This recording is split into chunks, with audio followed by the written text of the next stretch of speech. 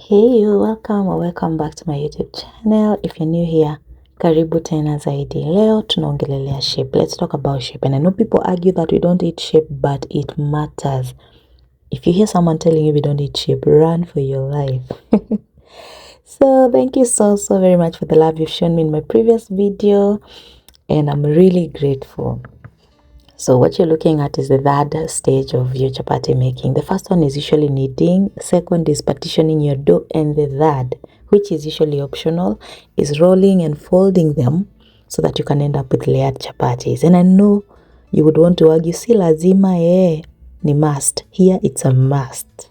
Let's get started. Now, rolling is one of the most challenging things that people complain about when making chapatis. Let's look at this. You see the way I'm handling this dough ball, well dusted, with so much tenderness, care, love. Gently roll it out. Kindly pay close attention to some of the things. They may not look like they are much of a big deal, but they do really help.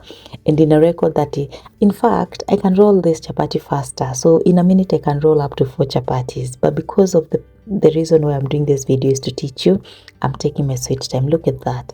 Very cute, very demure, very mindful, right? Fine. Kindly like, share, subscribe, and comment down below. Let me know where you're watching me from. Let me know what you would want me to do in the next video as we get into this. So one thing you need to take note of is your rolling surface should be very smooth. Your rolling pin should not be too heavy, nor too light. The reason why this matters is because if it's a too heavy one, it will exert too much pressure and your chapati will end up being unevenly rolled out, and sometimes it tends to be very light at the center. You don't want that. The other pointer, rolling pin check, it is how you handle the dough or the chapati. Yes, it's actually a dough still because it's not cooked while you're rolling. Avoid lifting your chapati using your fingers. You see the way you will hold a napkin? Avoid that. You don't want that. Itakaa ni kama venye vest kukaa ikiwa imehangiwa kwa hanging line. Avoid lifting your chapati using your fingers. So how then should you hold your chapati while rolling it? Let's watch the next one and I'll explain. Once you dust your dough ball like so, you want to make sure that when you start rolling it, it is still small in size here. You are holding it and flipping. No, pardon. Rotating. Rotate. Do not flip. Don't you ever flip. Please hold, rotate. Roll, rotate. Then once it's big in size, as you would, now this is what I want you to note. You hold it and rotate it. Once it's big in size, you use your rolling pin to lift it up and rotate. No flipping. How can I overemphasize this? I have to, and I will explain why you should never flip. Well, you can if you like gymnastics, but it's not necessary, especially when it comes to the layered chapatis. You want the layers to be as defined as you possibly can. So one of the reasons why I'm insisting on not flipping a chapati is because a layered chapati has 2 sides. I will tell you much later in the video. However, at this particular point, I've told you about the rolling pin. I've told you about the surface on which you're rolling a chapati should be very smooth. You don't want to roll on a very uneven surface, rough. It will not work.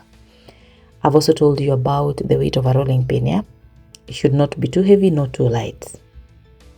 Now number 3 or 4, I lost count. Kindly, this is not some weightlifting tournament. It is not a mjengo. Kindly lighten your arms. You see, very light. Do not exert all your ugali, nguvu yote ya chapati zumekula hapa. You will ruin and destroy your chapati. Be very gentle. You literally follow the flow of the dough. And this only happens if your dough was well kneaded, the consistency was right, it will not stick, and it will not be too hard to roll. So kindly, I beg you, do not exert too much pressure.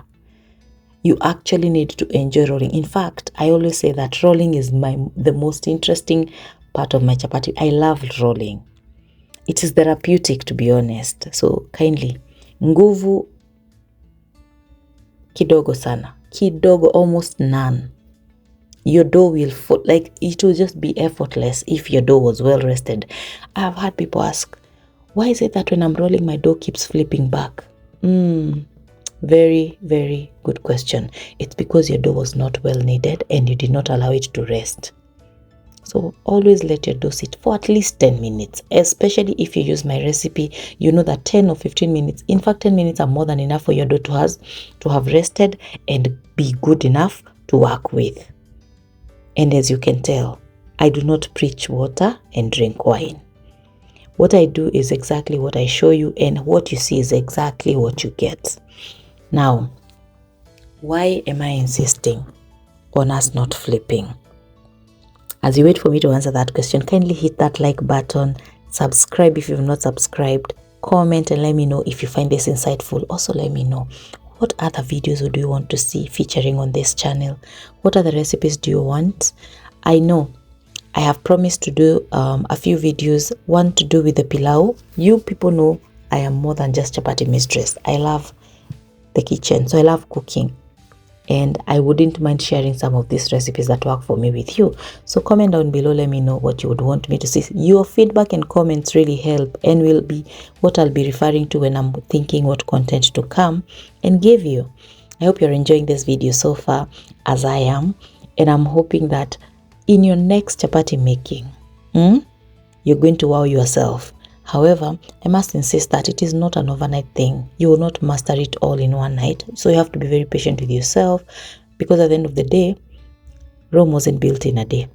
I have also taken time. It's just that I'm a perfectionist. So I think it comes easy with me. But with you, I will tell you that practice makes perfect. Practice, practice, practice until you get there. And don't be too hard on yourself. So, it is interesting to note that the people who argue that shape doesn't matter are the very ones who make very funny looking chapatis. But I also say, if it doesn't have to be circular in shape, can you make sure you're getting a perfect triangle, a perfect square, or a perfect rectangle? Whatever shape you choose, perfect it. For us here, we like our chapati circular in shape. So that is why I am here to show you how to go about it. What other thing have I left out? I'm trying to think so that I don't leave anything, but in case you find something that I did not touch on, kindly comment and I'll highlight it on my next video. And remember, I've always said that making layered chapatis is an optional thing. There are people who don't mind having the chapatis not layered, but if you do your research, you will know that. And if you have observed, you know that good looking food kind of elevates your appetite. So in as much as it doesn't matter, you want to have something that is easy on the eye, something that is so inviting. You know, a chapati that tells you, come and eat me, literally. So that is why we make chapatis layered, not because it is a big deal, but it matters. Back to why I told you should not flip. A chapati has two sides. The not so beautiful side, this one, the one that is usually on the bottom when you're rolling, and the top side, this one. Can you tell the difference? It's a very soft chapati, wengine waamini, but yeah, hello. So that is why I insist on you not flipping your chapati, because the layered side, or the side where the layers pop more, is the top side. Does it make sense? Now, do you understand why I've been insisting on you not flipping your chapati? That is why. So in your next assignment, I want you to try and roll your chapatis like this. Also note that you should not overdo when it comes to the flour. The time you dust your chapati, like you noticed, I'm not sprinkling any more flour, because this one will burn when you're cooking and it will suffocate you. And that is one of the reasons you find people saying when they cook chapatis, they cannot eat because they are full. Sis, bro, you're not full. You've just inhaled too much smoke. If you did your chapatis right, you'd be eating each and every one of them right after cooking. So next time you're making chapatis, avoid too much raw flour on your dough so that it doesn't burn.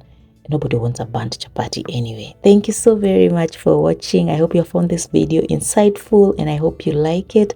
And if you do, kindly just drop a comment and tell me I did. That's said and done. I appreciate you so much. Thank you for the love. And until the next one, from mine to yours, Merry Christmas, Happy Holidays. Wishing you the very, very best of this season. And until my next video, kwaheri.